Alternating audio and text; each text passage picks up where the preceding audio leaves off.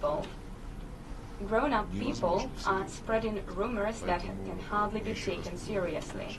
That is why we thanked our Indian friends once again. They have held their turn and they have created a solid foundation for continued work towards the democratization of international economic and financial relations.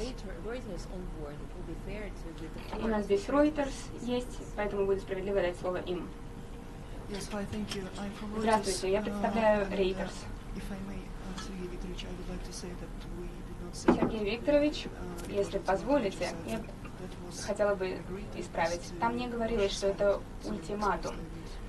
Было сказано, что это просто было передано российской стороне. Вопрос по зерновой сделке, если позволите.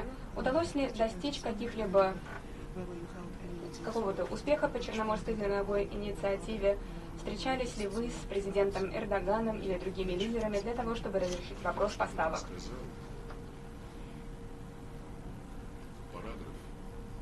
I have just spoken about that. That paragraph in the declaration is self-explanatory.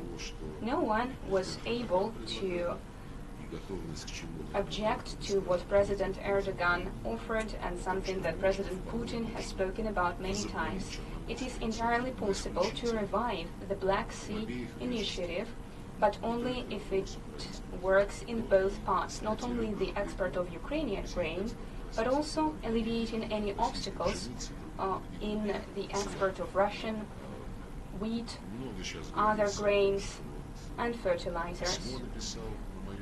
Many have been speaking about the letter written to me by Secretary General Guterres. Despite the diplomatic ethics, the text of this letter was leaked to the media.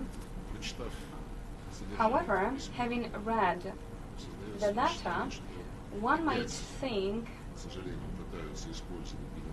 that the Secretary General is being used to promote unilateral approaches. Regrettably, the point of his address can be boiled down to that.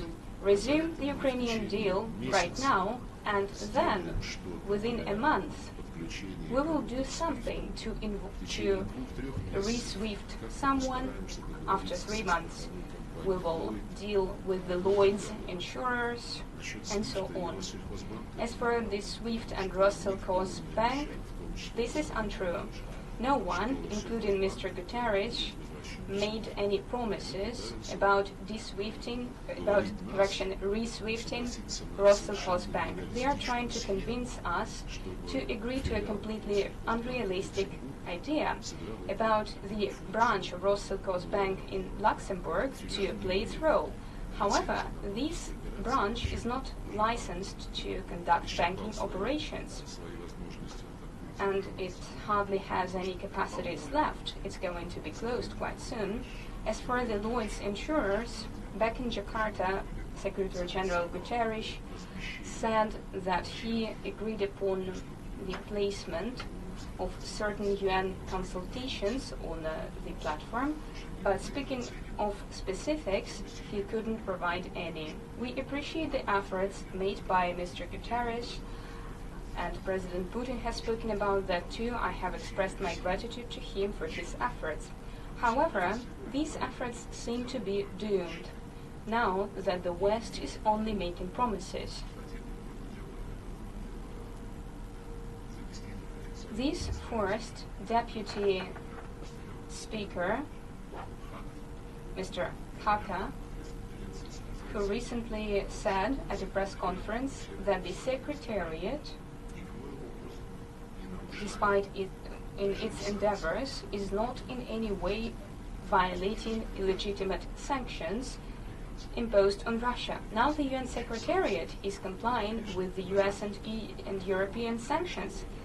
I'm sincerely hoping that this is a slip of the tongue, because Mr. Guterres' endeavors were about lifting sanctions that impede the export of our grains and fertilizers. Europe and the United States are only making promises to take certain steps. we have been told, and it's part of the suggestions that were transmitted to us, we were told that Russian fertilizer producing companies will get their frozen assets back. However, at the same time, these companies will not be able to conduct bank transactions.